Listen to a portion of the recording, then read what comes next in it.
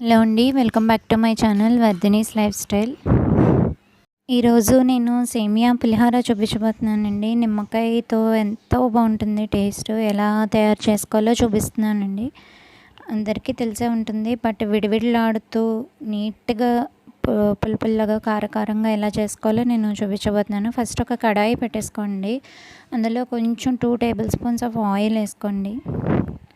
కడాయి heat ఎక్కేలోపు పక్కన cooker పెట్టుకుని అందులో సేమియాకి నేను 1/2 కిలో సేమియా ప్యాకెట్ తీసుకుంటున్నాను. దానికి 2.5 గ్లాసెస్ వాటర్ అయితే సరిపోతుంది. బాగా రోస్ట్ అవ్వాలి సేమియా రోస్ట్ అవ్వకపోతే టేస్ట్ మాత్రం అస్సలు బాగోదు. సో మీరు మీడియం ఫ్లేమ్లో పెట్టుకుని మాత్రమే వేయించుకోండి. హై ఫ్లేమ్లో పెట్టుకుంటే సేమియా వెంటనే మాడిపోతుంది, అది మనకి కనపడుతుంది కూడా. అది సిమ్లో పెట్టుకొని వేయించుకునేలోపు పక్కన మీకు ఈ సిల్వర్ గిన్నె అయితే చాలా బెటర్ అండి. సిల్వర్ గిన్నె పెట్టుకుని అందులో 2.5 గ్లాసెస్ వాటర్ పోసుకుని 1 స్పూన్ పించ్ ఆఫ్ సాల్ట్, ఎక్కువ వేసేసుకోకండి. సాల్ట్ ఎక్కువ వేసుకుంటే మళ్ళీ టేస్ట్ పోతుంది. అలాగే 2 టేబుల్ స్పూన్స్ సాల్ట్ కూడా వేసుకుని నీళ్ళని బాగా మరిగించుకోండి. సేమియా వేగేలోపు నీళ్ళు బాయిల్ అయిపోతాయి. ఇది మీకు 15-20 మినిట్స్లో అయిపోతుందండి. ఈ రెసిపీ చాలా ఈజీ రెసిపీ, మీరు ట్రై చేయండి. ఇప్పుడైతే నేను సేమియాని వేయించుకుంటున్నాను. ఇంకా బాగా వేగాలండి, కొంచెం ఎర్రగా రావాలి సేమియా. అలానే మాడిపోకూడదు, మీడియంగా వేయించుకోవాలి. వేయించుకున్నాక పక్కకు తీసేసుకోండి. ఈలోపు వాటర్ బాగా మరగాలండి. వాటర్ అనేది చాలా ఎక్కువ మరగాలి. మరిగిన వెంటనే ఈ వేగిన సేమియా తీసుకెళ్ళి ఆ వాటర్లో పోసేయండి. వాటర్లో వేసేసుకోండి. ఇంకా వాటర్ అయితే చూడండి మరగలేదు, బట్ వాటర్ అయితే బాగా మరగాలి.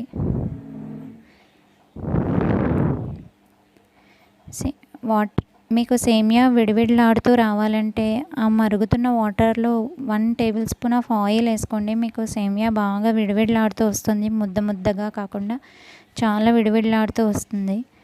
ఈ లోపలనే అల్లం, పచ్చిమిర్చి ఇవన్నీ కట్ చేసుకొని పెట్టుకోండి. నేనైతే అక్కడ కట్ చేసుకొని పెట్టుకున్నాను. ఇప్పుడు వాటర్ మరుగుతున్నాయండి మిగతావన్నీ ప్రిపేర్ చేసుకునేలోపు. ఇప్పుడు సేమియా అందులో వేసేసుకోండి. అంతలా వాటర్ బాయిల్ అవ్వాలి. కొంచెం బాయిల్ అయితే బాగోదు అస్సలు సేమియా. అంత వాటర్ బాయిల్ అయ్యాక అందులో సేమియా వేసేసుకోండి. చూసారా ఎంత పొగలు వస్తున్నాయో, అలా రావాలి. అలా వస్తేనే మీకు సేమియా విడివిడిలాడుతూ వస్తుంది. బాగా అడుక్కి పైకి బాగా కలుపుకోండి. సేమియా వితిన్ 5 మినిట్స్లో ఉడికిపోతుందండి. సేమియా మాత్రం ఆ 5 మినిట్స్లోనే మీరు చాలా కేర్గా సేమియాని కలుపుతూ ఉంటే చాలా విడివిడిలాడుతూ నీట్గా వస్తుంది. ఇంకా చూసారా నాకు ఎంత నీట్గా, ఎంత పూసలాగా వచ్చిందో.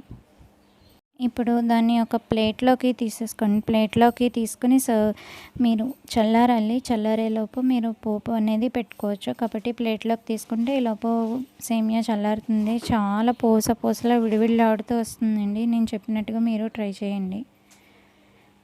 చూసారు కదా, అది ఎంత పూసలాగా, అసలు ఎక్కడ సేమియా అతుక్కోకుండా వచ్చింది. అడుగంటకుండా ముందే మీరు ప్లేట్లోకి తీసేసుకోవాలి. అలా అయితేనే మీకు సేమియా టేస్టీగా వస్తుంది. ఇప్పుడు పోపు పెట్టేసుకుందాం. కొంచెం శనగపప్పు, మినప్పప్పు, ఆవాలు, ఈ 3 కడాయి పెట్టుకుని ఆయిల్ హీట్ ఎక్కాక మాత్రమే పోపు వేసుకోవాలి. లేదంటే పోపు అనేది మాడిపోతుంది, లేదంటే సరిగ్గా వేగదు. పోపు వేగేటప్పుడు మాత్రం మీడియం ఫ్లేమ్లో మాత్రమే పెట్టుకోండి. అందులో కొంచెం వేసిన గుళ్ళు కూడా అప్పుడే వేసేసుకోవచ్చు, సపరేట్గా వేయించుకోని అవసరం లేదు. అల్లం, పచ్చిమిర్చి కూడా వేయించేసుకోండి. పోపు బాగా వేగింది అని అనుకున్న తర్వాతనే మిగతావన్నీ వేసుకోండి. అందులో కారానికి సరిపడా మిరపకాయలు కూడా వేసుకోండి. 3-4 మిరపకాయలు వేగాక మాత్రమే ఇంగు వేసుకోండి. ఇంగు వేసాక ఇంక పోపు అడుగంటేస్తుంది కాబట్టి హింగు వేసేసుకోండి.